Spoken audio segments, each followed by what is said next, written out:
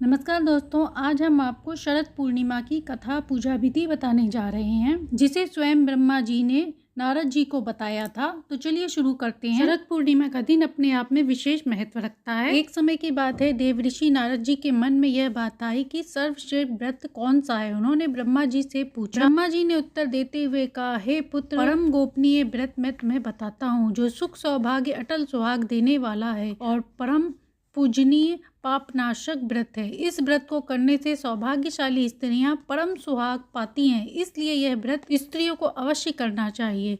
श्री ब्रह्मा जी के मुख से यह बात सुनकर इस व्रत की विधि विधान को जानने की इच्छा हुई। तब ब्रह्मा जी ने देवऋषि नारद जी को बताया कि यह व्रत करने वाला अश्विनी पूर्णिमा को प्रातः काल ब्रह्म मुहूर्त में नदी में या नदी के जल को घर में ही लेकर स्नान करें। विधि पूर्वक स्नान करें। इसके बाद विधाता से संकल्प लें और कहें, हे जगत के रचयिता, आप कृपया करके मेरे पति की रक्षा करें। इसके बाद सूर्य देव को प्रणाम करें और सुंदर वस्त्र धारण करें। दिन में बिना भोजन के फलाहार करके व्रत करें। इस व्रत को कोजागिरी पूर्णिमा व्रत भी कहते हैं। इसकी विधि के बारे में मैं तुम्हें बताता हूँ। ब्रह्मा जी ने कहा, शाम काल में श्री विष्णु जी के कच्चे दूध से अभिषेक करें।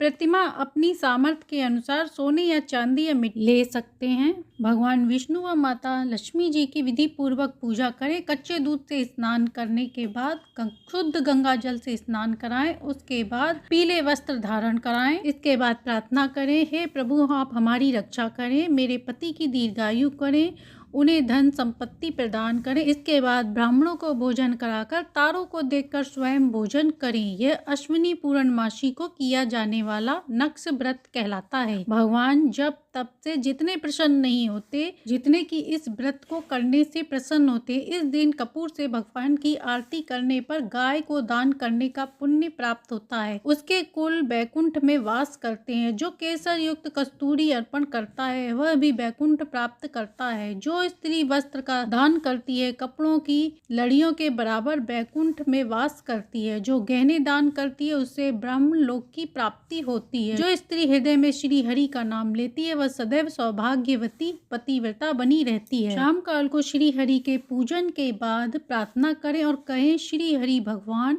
माता लक्ष्मी, मैंने यह व्रत आपके निमित्त किया है, अतः आप इसमें कोई कमी हो तो मुझे माफ करना। श्री ब्रह्मा जी ने कहा, जो व्यक्ति इस दिन इस व्रत को करता है उसका क्या कहना। यदि कोई इस व्रत की कथा पूजा भी करता है तो उसे अश्वमेघ यज्ञ के बराबर पुण्य प्राप्त होता है। इसके बाद ब्रह्मा जी ने देवऋषि नारद से कहा, हे वत्स, अब मैं तुम्हें एक कथा के सुनाता हूँ जिसे तुम ध्यान पूर्वक श्रवण करो। यह कथा लोक कल्याण कारक है। किसी नगर में 7 भाई अपनी पत्नियों के साथ रहते थे। भाइयों के पास बहुत धन था, पर छोटा भाई सबसे गरीब था। उसके पास धन नहीं था। उसकी पत्नी दूसरों के घर में काम करती थी। एक दिन शरद पूर्णिमा का दिन आने पर 7 भाइयों की पत्नियों ने व्रत रखा। उस दिन 6 भाइयों की पत्नियों ने लड्डू बना लिए, पर छोटे भाई की पत्नी मीरा की निंदा करने लगी और कहने लगी, उसके पास ना तो धन है ना ही मावा, वह लड्डू कहाँ से बनाएगी। ऐसा कहकर सब उसका मजाक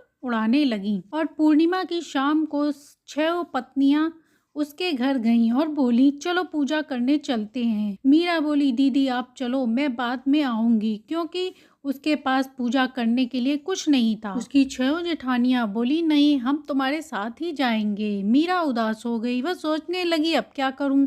पति बोला, तुम चिंता मत करो, मैं कुछ करता हूँ। मीरा के घर के पीछे एक सीताफल का पेड़ था।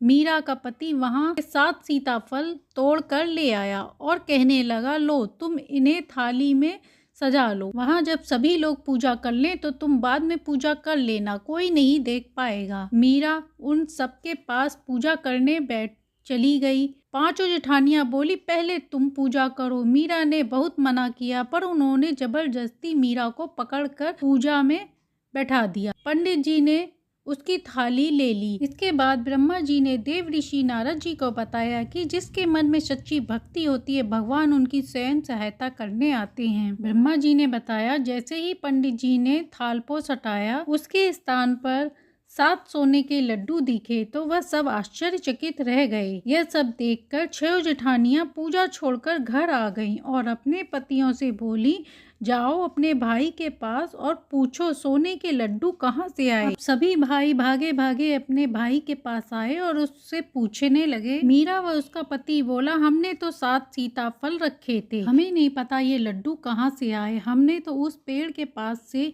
सीताफल तोड़ के रखे थे। भाइयों ने कहा, हमें उस पेड़ के पास ले चलो। सभी लोग उस पेड़ के पास गए। उनकी पत्नियां बोली, इस पेड़ के सभी सीताफल तोड़ लो। जैसे ही पेड़ पर सीताफल तोड़ने लगे, सीताफल की जगह सांप दिखाई दिए। सभी लोग डर के मारे भाग लिए और घर पर आए तो देखा उनके घर में चोरी हो गई है और वह गरीब हो गए। छोटा भाई धनवान हो गया। ब्रह्मा जी ने देव ऋषि नारद जी से कहा, जो कोई भी श्रद्धा भक्ति भाव से इस व्रत पूजन को करता है उसके घर में सुख सौभाग्य में वृद्धि होती ही होती है। छोटे भाई की पत्नी ने श्रद्धा से पूजा की थी, उसे फल मिला। वह किसी की निंदा नहीं करती थी, शरद पूर्णिमा की कहानी पूजन करती थी, जिससे उसके घर में सुख सौभाग्य में वृद्धि हो गई। ये थी शरद पूर्णिमा की कहानी व पूजा विधि। अच्छी लगी हो तो लाइक एंड सब्सक्राइब करें।